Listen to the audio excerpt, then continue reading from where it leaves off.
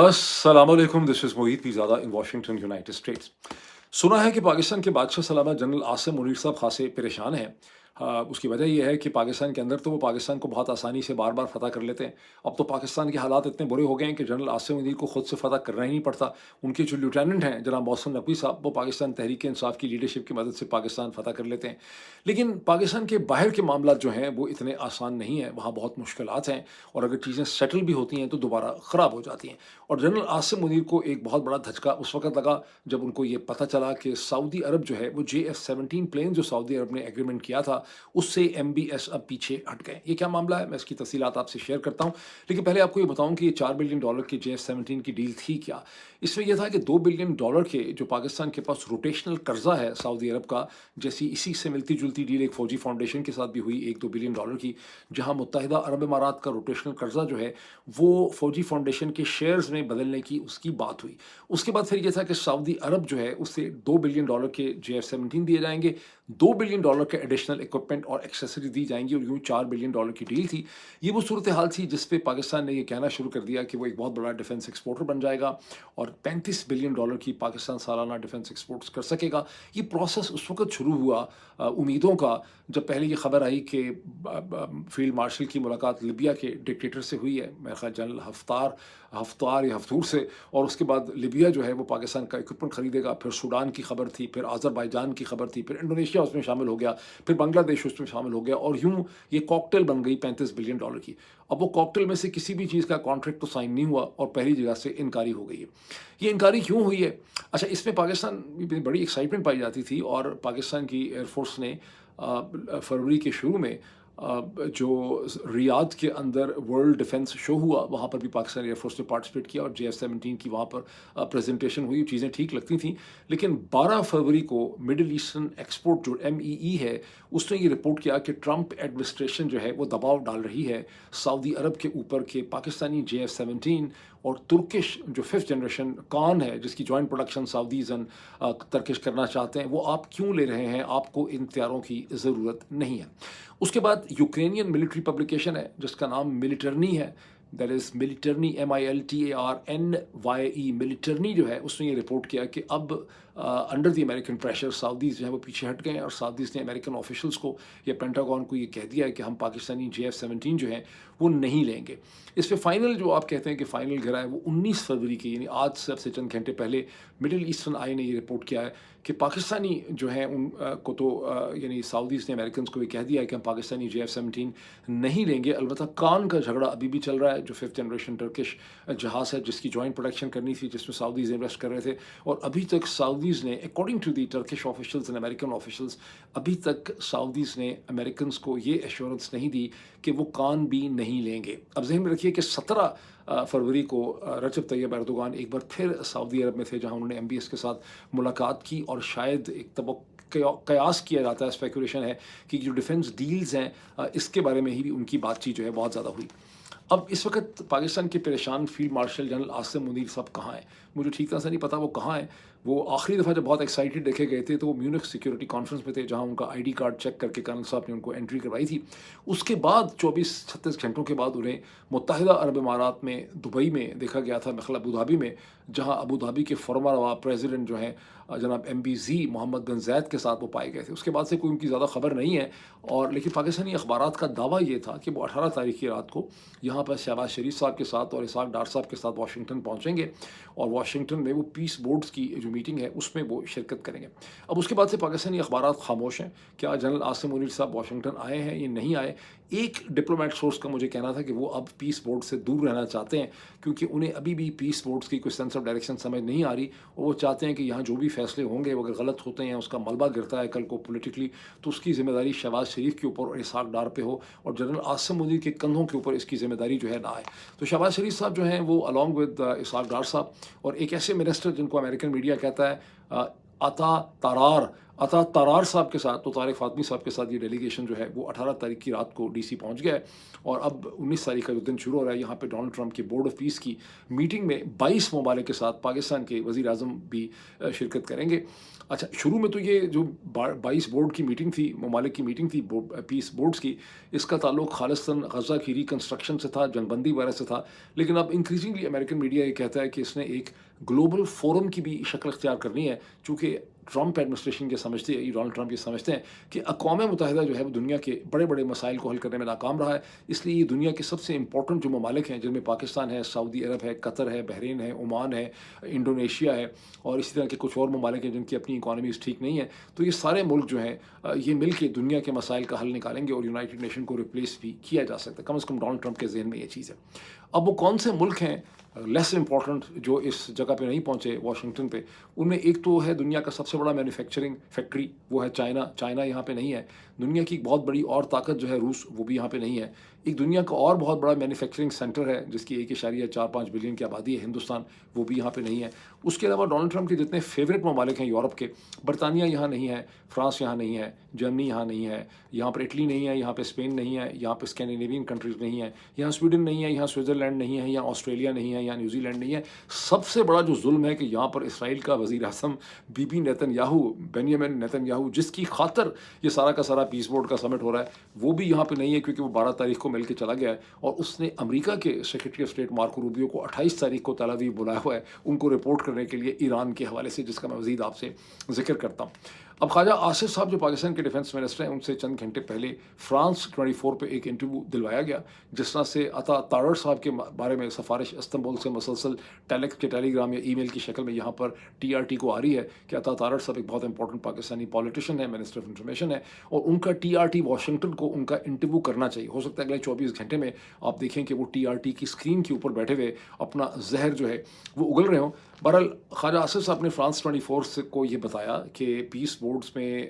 جو فیصلے ہوں گے وہ ہوں گے، لیکن ان سے پوچھا گیا کہ آپ انٹرنیشنل اسٹیبلائزیشن فورس کے لیے دیں گے پاکستان ٹروپس، تو انہوں نے کہا کہ دیکھیں اصولی طور پہ ہمیں اس پہ کوئی اعتراض نہیں ہے، اگر ٹرمز آف ریفرنس ٹھیک ہوں گی تو پاکستانی ٹروپس جو ہیں وہ I S F international stabilisation force کا حصہ بن سکتے ہیں، بیکاز فلسطینیوں کی خدمت کرنا، ان کی پولیسنگ کرنا، حفاظت کرنا، ہر طرح سے وہ ہماری ذمہ داری ہے، لیکن ہم 2 اسٹیٹ سولوشن میں بلیو کرتے ہیں۔ اور ان سے یہ سوال پوچھا گیا کہ کیا آپ اسرائیل کو ریکگنائز کریں گے؟ انہوں نے کہا بھی ہم اس اسٹیج تک نہیں پہنچے۔ یہ بہت امپورٹنٹ چیز ہے کہ اسرائیل کو ریکگنائز کرنے کی انہوں نے ممانعت نہیں کی، انہوں نے اس کو منع نہیں کیا، انہوں نے یہ نہیں کہا کہ ہم کبھی بھی نہیں کریں گے وغیرہ وغیرہ وغیرہ، ہمارے تو پاسپورٹ پہ اس قسم کی چیز لکھی ہے۔ انہوں نے یہ کہا کہ ابھی اسٹیج وہ نہیں آئی ہے، اور ہم 2 اسٹیٹ سولوشن کا جب ہمارے سامنے خد و خال بنیادی طور پہ خواجہ آصف صاحب نے یہ تاثر دینے کی کوشش کی ہے اس پلانٹڈ انٹرویو میں، کیونکہ یہ انٹرویو کروایا گیا ہے بورڈ آف پیس میں پاکستان کے موقف کو کلیریفائی کرنے کے لیے، اور موقف یہ ہے کہ ہم اس پوری کی پوری ڈپلومیٹک ایکسرسائز کا اگر حصہ ہیں تو ہم اس لیے ہیں کہ ہم 2 اسٹیٹ سولوشن کے اندر بلیو کرتے ہیں، ہم اس مسئلے کا حل چاہتے ہیں،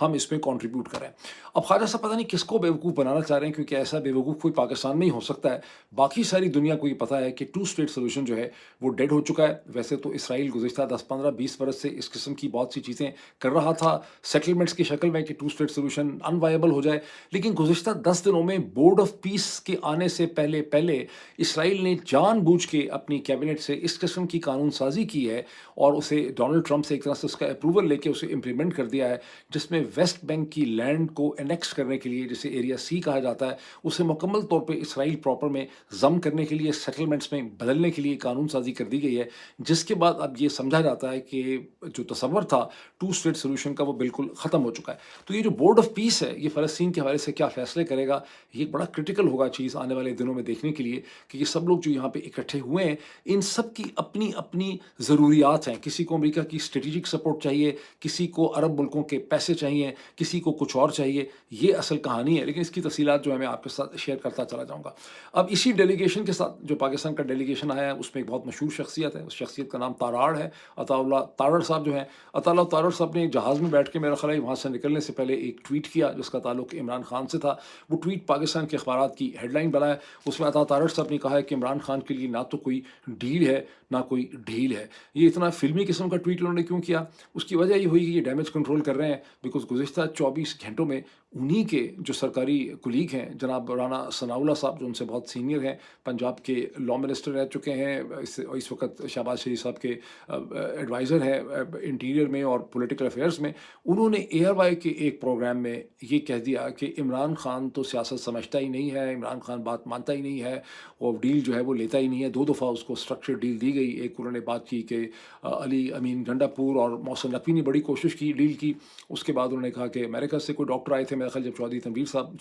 چودھری تو نہیں ہے، تنویر صاحب جب آئے تھے جو کہ امریکن بزنس مین ہیں، وہ اس کی طرف اشارہ کر رہے تھے۔ ان تمام واقعات میں ویسے بڑا ابہام ہے۔ پھر انہوں نے ایک اور بھی شوشہ چھوڑ دیا کہ جنوری 2026 میں بھی ایک ڈیل کی کوشش کی گئی، لیکن عمران خان نے اپنی پارٹی کو اس ڈیل سے منع کر دیا۔ بہرحال یہ بات پاکستان کی میڈیا میں بہت اچھلی، کیونکہ رانا ثناءاللہ صاحب نے کہا تھا، اور اس کو ڈیمیج کنٹرول کرنے کے لیے عطا تارڑ صاحب جو ہیں انہوں نے یہ ٹویٹ کیا ہے، یا ان سے یہ ٹویٹ کروایا گیا ہے ایز پاکستان انفارمیشن منسٹر۔ اچھا، اب تھوڑا سا یہ دیکھیے کہ پاکستان تحریک انصاف کیا کر رہی ہے عمران خان کی صحت کے حوالے سے، یا عمران خان کی رہائی کے حوالے سے۔ سہیل آفریدی صاحب نے 24-36 گھنٹے پہلے ایک شوشہ چھوڑ دیا کہ عمران خان کی رہائی کے لیے ہمیں تیاری کرنی ہوگی، اس کے لیے میں عمران خان رہائی فورس جو ہے وہ کریٹ کروں گا، جس میں لاکھوں نوجوان ہوں گے، آدمی بھی ہوں گے، عورتیں بھی ہوں گی، اس کی بڑی تیاری ہوگی، اور اگر ہم نے لڑائی کرنی ہے تو لڑائی کرنے سے پہلے ہماری تیاری ہونی چاہیے۔ تو وہ تیاری کیسے ہو رہی ہے؟ وہ تیاری اکارڈنگ ٹو جتنا بھی پرو اسٹیبلشمنٹ میڈیا ہے وہ ہمیں یہ بتا رہا ہے کہ وہ تیاری اس طرح سے ہو رہی ہے کہ رمضان کے جو پورا مہینہ ہے، ماہ رمضان کا، اس میں روزے رکھ کے روح کو مضبوط کیا جائے گا، اور ان بٹوین ان کے کارڈز بنیں گے، تصویریں چھپیں گی، یہ پریکٹس کریں گے، نیٹ پریکٹس، اور پھر عید کے بعد سے عمران خان رہائی فورس جو ہے وہ اپنا کام کرے گی۔ یہ کیا ہے سارا معاملہ؟ اس کی آبجیکٹیو انڈرسٹینڈنگ یہ ہے کہ جب سہیل آفریدی صاحب پہ بہت دباؤ تھا کہ دھرنے ختم کریں، اور ان کو کچھ اور سمجھ نہیں آئی، تو یہ ایک نیا شوشہ ان کو چھوڑنا پڑ گیا، بیکاز دھرنے ختم کرنا خاصا پینفل اور امبیرسنگ سین تھی، بیکاز پاکستان تحریک انصاف کو، تحریک تحفظ آئین پاکستان کو، اپنی جو بھی موومنٹ تھی دھرنوں کی، اس سے کسی بھی قسم کی پازیٹیو پولیٹیکل ایکسٹریکشن یہ نہیں کر سکے، انلیس کہ ہم یہ اسیوم کریں کہ کوئی ایک ہڈن انڈرسٹینڈنگ ہے، جو اب عطا طارڑ صاحب نے بالکل کہہ دیا کہ نہ ڈیل ہے نہ ڈھیل ہے،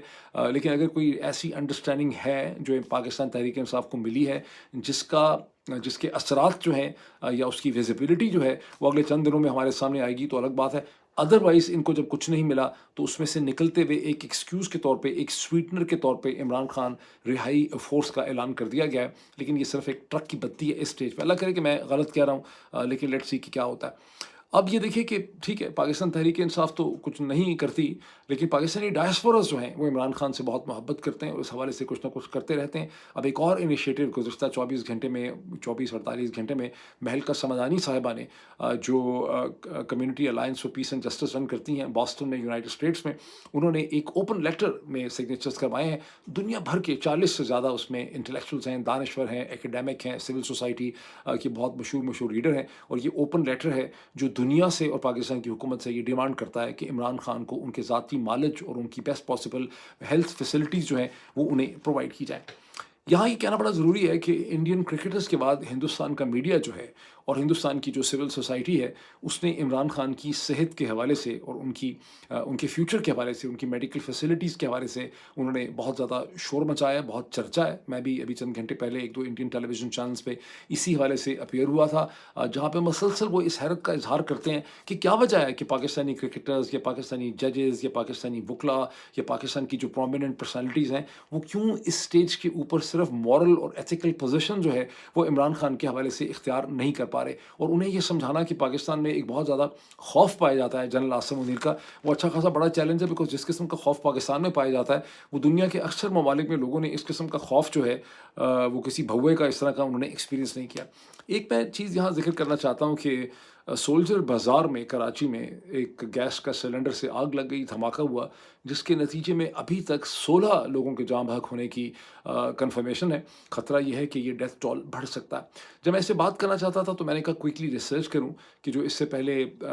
گل پلازا میں آگ لگی تھی اس میں ٹوٹل ڈیتھ ٹول فائنلی کتنا تھا۔ مجھے اس ریسرچ سے یہ تو پتہ چلا کہ تقریباً 70 تھا، 69-70 تھا، لیکن مجھے یہ نہیں پتا تھا کہ گل پلازا میں خالی آگ نہیں لگی، بلکہ کراچی میں ہر تیسرے دن کوئی آگ ایسی لگتی ہے جس میں 10-12 لوگ جو ہیں وہ گھائل ہو جاتے ہیں۔ جب میں نے یہ ریسرچ اس پہ تھوڑی سی کی، کراچی فائر فائر ڈیتھس، تو میرے سامنے بے تحاشا لسٹ جو ہے وہ کھل گئی کہ کیسے کراچی میں بلڈنگز گر رہی ہیں، کراچی میں فائر ہو رہا ہے، اور یہ وہ شہر ہے جو پاکستان کو فیڈ کرتا ہے، جس میں پاکستان کے 25 ملین لوگ رہتے ہیں، اور اس کے اوپر زرداری خاندان کی حکومت ہے، اور وہ زرداری خان صاحب جن کے منہ میں بتیسی کے بجائے چھتیسی لگی ہوئی ہے اور وہ ہر وقت بکواس کرتے رہتے ہیں، یہ ان کی صوبے کی اور شہر کی گورننس ہے۔ کراچی شہر کے مسائل کا حل صرف اور صرف ایک ہے کہ اسے سندھ سے الگ کیا جائے، اسے ایک انڈیپینڈنٹ صوبہ بنایا جائے، یا اگر انڈیپینڈنٹ صوبہ پہ نہیں ایگریمنٹ ہو سکتا تو پھر اس کو ایک ایسا انڈیپینڈنٹ شہر بنایا جائے جس کا اپنا ایک الیکٹڈ لیوٹیننٹ گورنر ہو، جس طرح سے دلی کا ہے، جس طرح سے ممبئی کا ہے، جس طرح سے ایک انڈیپینڈنٹ سٹی لندن کا میئر ہے، جس طرح سے زوران ممدانی نیو یارک کا میئر ہے، جس طرح سے کیراکس ہے، جس طرح سے ریو دے جنیرو ہے۔ اس طرح اور دنیا میں اس کی بے تحاشا اگزامپل دی جا سکتی ہیں۔ اتنا بڑا شہر جس کے اتنے بڑے مسائل ہوں، جس میں اتنی بڑی ہیومن ریسورس ایگزسٹ کرتی ہو، جس کی 2.5 کروڑ سے زیادہ کی آبادی ہو، جس کے بہت سے حصے ہوں، جس میں انکم انیکویلٹی ہو، جس میں سیویج کا پرابلم ہو، امپلائمنٹ کا پرابلم ہو، ٹرانسپورٹیشن کا پرابلم ہو، لاجسٹک کا پرابلم ہو، اس کو کبھی بھی آپ سندھ کی طرح کی انڈر ڈیولپ پروونس کا حصہ نہیں بنا سکتے۔ کراچی شہر کو اگر انڈیپینڈنٹ بنایا جائے گا تو یہ پورے پاکستان کو آج بھی یہ شہر پال سکتا ہے۔ چند برسوں میں اس شہر کی کایا پلٹ جائے گی جب اس کے لوگ اپنی ایک لیڈرشپ کو خود سے الیکٹ کریں گے جو اس کو گورن کر سکے گی۔ بہرحال پاکستان میں جہاں اور چیزوں کا کوئی حل نہیں ہے، وہاں اس کا بھی کوئی حل جو ہے وہ ہمارے سامنے نہیں آتا۔ ابھی تھوڑی سی نظر یہ دھڑائیں کہ ہندوستان میں جو آرٹیفیشیل انٹیلیجنس کا اے آئی آرٹیفیشیل انٹیلیجنس امپیکٹ سمٹ ہو رہا ہے، اس میں بڑی پروگرس ہوئی۔ میں نے اس کا پچھلے ویلاگ میں بھی ذکر کیا تھا۔ ہندوستان کے پرائم منسٹر نریندر مودی کو جوائن کیا فرانس کے پریزیڈنٹ ایمینوئل میکرون نے، دونوں نے کی نوٹ سپیچز وہاں پہ کیے۔ میں اور بھی اس کا ذکر کرتا ہوں۔ البتہ جو چیز بہت زیادہ دنیا کا اخبارات نے نوٹس کیا وہ کیوس تھا، وہ مس مینجمنٹ تھی جو دلی کے اندر دیکھی گئی۔ ٹرانسپورٹ کے حوالے سے، لاجسٹکس کے حوالے سے ٹیکسیز نہیں تھیں، سڑکیں جیم ہو گئیں، شٹلز اینڈ بسز کا کوئی بندوبست نہیں کیا گیا تھا، جو بیوروکریسی تھی شہر کی، اس کا ایک ٹوٹل گورنمنٹ کا فیلئر آف امیجنیشن جو ہے وہ دنیا نے دیکھا، اور پوری دنیا کا میڈیا وہاں پہ آیا ہوا تھا۔ اور جو اے آئی سمٹ کے اٹینڈیز تھے ان کو کئی کلومیٹر پیدل چلنا پڑا، اور یہ دلی شہر کا ویسے بھی بڑا پرابلم ہے ٹرانسپورٹیشن اور لاجسٹکس کا۔ اور اس کا بہانہ اٹھاتے ہوئے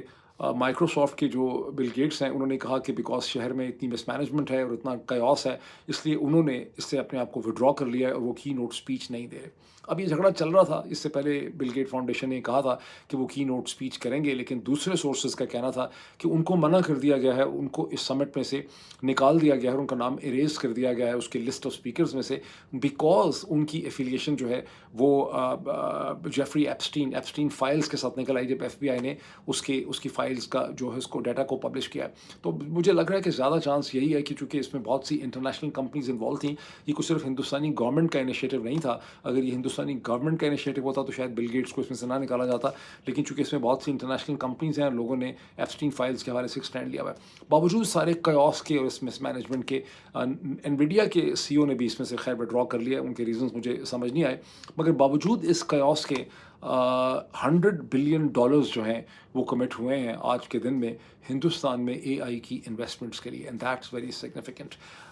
نریندر مودی کے ساتھ جب ایمانوئل میکرون نے اسپیچ کی، اس کے علاوہ جو کی نوٹ اسپیکر ہیں جو وہاں دیکھے گئے، اس میں گوگل کے چیف ایگزیکٹو جو اوور آل بخل الفابیٹ کے ہیں سندر پچائی، وہ وہاں تھے۔ اوپن اے آئی کے سیم الٹمن، بہت مشہور شخصیت۔ اسی طرح سے اینتھروپک جو اس وقت بہت امپورٹنٹ کمپنی ہے، پینٹاگون کی بہت بڑی سپلائر ہے، دارو امودائے اگر ان کا نام میں کریکٹلی پروناؤنس کر رہا ہوں، وہ بھی وہاں پہ تھے کی نوٹ اسپیکر میں۔ انہوں نے اور سیم الٹمن نے ایک دوسرے سے ہاتھ البتہ نہیں ملایا، دونوں کی بڑی خار ہے آپس میں۔ ابھی تھوڑا سا میں ایران کا آپ کے سامنے ذکر کر دوں کہ سی بی ایس نے پہلے، جو American central Broad casting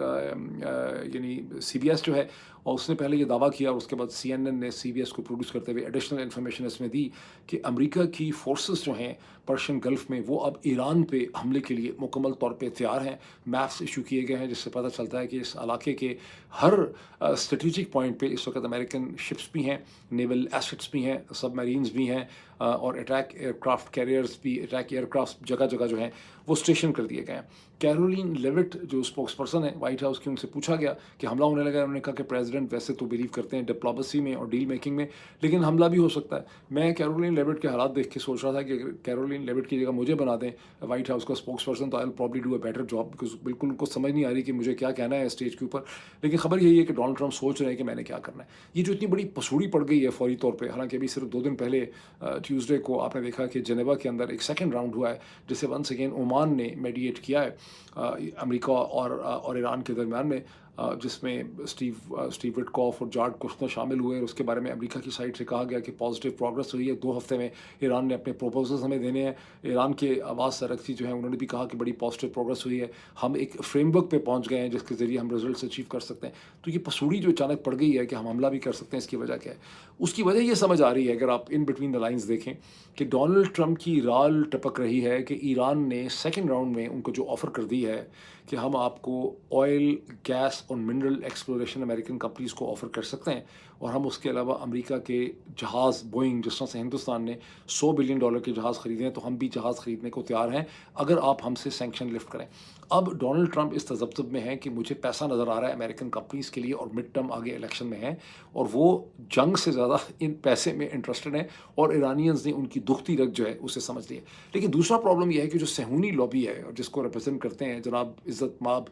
Benjamin Netanyahu, वो तो चाहते हैं कि यहाँ पे जंग हो, यहाँ रजीम चेंज ऑपरेशन हो, ईरान के हिस्से से कर दिए जाए। इसलिए एक पसूड़ी पड़ गई है, जिसलिए अब एक इसमें ऑप्टिक्स किए जा रहे हैं कि हम ईरान पे हमला जो है फौरी तौर पे करने को तैयार हैं, बिकॉज़ प्रेशर बहुत ज़्यादा है कि ईरान का कुछ करना है। और इस नतीजे में ये खबर बड़ी इंपॉर्टेंट है कि मार्को रूबियो को भेजा जाएगा, या उनको तलब कर लिया गया है तेल अवीव में, और वो 28 फरवरी को secretary of state NNSA Marco Rubio जो है वो पहुंचेंगे तेल अवीव, और वहाँ जाके ब्रीफ करेंगे नेतन्याहू को। मेरा ख्याल है कि 28 फरवरी तक कुछ भी नहीं होगा, जो कुछ भी होगा उसके बाद ही होगा। ईरानियंस क्या कर रहे हैं, उन्होंने स्ट्रेट ऑफ हॉर्मुज़ में अपनी ड्रिल्स और अपनी एक्सरसाइज शुरू की हुई है, और वहाँ पे एक नोटिफिकेशन फॉर द एयरमैन भी इशू कर दिया गया कि आप इस इलाके से बाहर रहें, वो अपना एक दिखा रहे हैं। और इमाम खमेनाई ने एक AI जनरेटेड पिक्चर इशू कर दी है। जेरल्ड फोर्ड जो अमेरिकन एयरक्राफ्ट कैरियर है, जो अभी वेस्ट अफ्रीका में है, ट्रैवल करके पर्शियन गल्फ पहुंच रहा है, उन्होंने दिखाया है कि वो समुंदर में हमने उसको गर्क कर दिया है, वो समुंदर के बॉटम में है। और उनका कहना ये है कि जेरल्ड फोर्ड और एयरक्राफ्ट कैरियर्स जो हैं ये बहुत ख़तरनाक वेपन सिस्टम है, लेकिन उससे ज़्यादा ख़तरनाक वो वेपन सिस्टम है जो इनको तबाह करके समुंदर के बॉटम पे पहुँचाएगा। पता नहीं ईरानियंस ये कर सकते हैं या नहीं कर सकते, लेकिन यहाँ है जहाँ चीज़ें इस वक्त खड़ी हैं। अभी इतना ही, फिर आपसे मुलाकात होती है। Thank you.